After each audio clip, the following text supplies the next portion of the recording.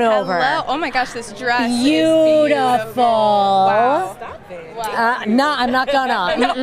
Can't. I appreciate you both. And all right, and so what did you win for? Who are you? Yes, so I am Jalyn Henderson. There we go. Oh, sorry about that. Here you go.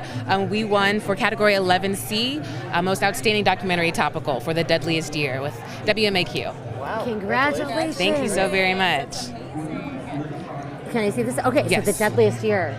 Yes. Is So that what I think it is? it is, unfortunately. So the story, or the documentary rather, is about violence in the transgender community, so focusing on the deaths of Black and brown transgender women in Chicago and also nationwide. So it's a really moving story, talking to tons of different family members, activists, community members about what life is like being a trans woman in Chicago, nationwide, and also why it can be very dangerous, especially here in the city. So we really wanted to highlight that and share what people are facing, because it's very, very real, and we wanted to really shed a light on some thing that we don't always talk about. What do you mean by especially in Chicago? Is it, or especially here?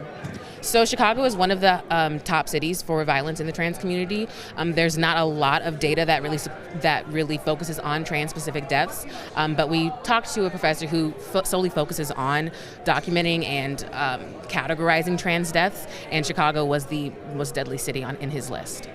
And this year beyond others as well, or when you say the deadliest year, what there's just so much awful going on. So every year since we've been tracking deaths in the trans community, every year has become more deadly. So the first year it was 20, maybe the next year was 22. Every year the number continues to grow. So that's why we named this project the Deadliest Year, because each year the numbers continue to grow.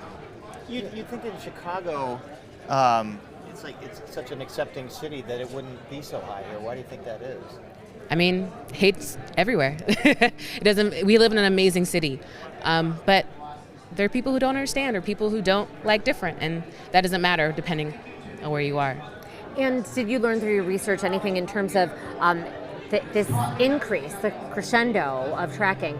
Is it due to awareness, or is it due to increased violence? We don't know, because data is so limited. We can't really pinpoint any causes, just like any really crimes, you can't always know the motivation, so we don't know, and that's why we wanted to spread as much awareness as we could, because we wanted people to know that this is happening and this is a problem. We need to do something to fix it. Did you have a hard time telling this story in terms of finding people willing to talk and willing to be subjects? That's part of the art of all of this. It's not just the end product, but it's finding the individuals to be subjects, and sometimes convincing people that this is good for them to do, and it's okay. It Right. isn't for everybody. It but isn't. sometimes it is. Was that part?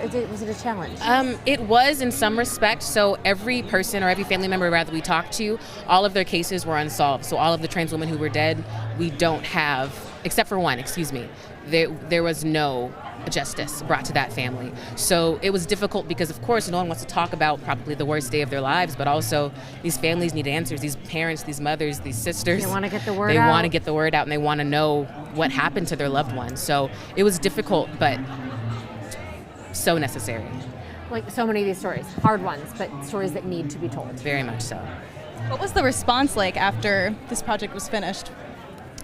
I think the response I want to focus on is that of that we received from the folks who were involved in the documentary, right? I think the biggest part is making sure that people feel accurately portrayed, and people feel like their story was told correctly, and that was the case. So that was just the absolute best feeling, to know that the people who were involved in the story and are actually living their lives and their truth felt properly represented, and that's the best thing. Oh my goodness, I can't explain it enough. That was the best thing. Congratulations So to you you. dedicate this to them too, and Most definitely. This award is solely for the Black transgender women who have lost their life to violence, because we don't know all of them, and we never will. Congratulations. Congratulations, you're Again, amazing. Jalyn Henderson, the Deadliest Year with NBC5.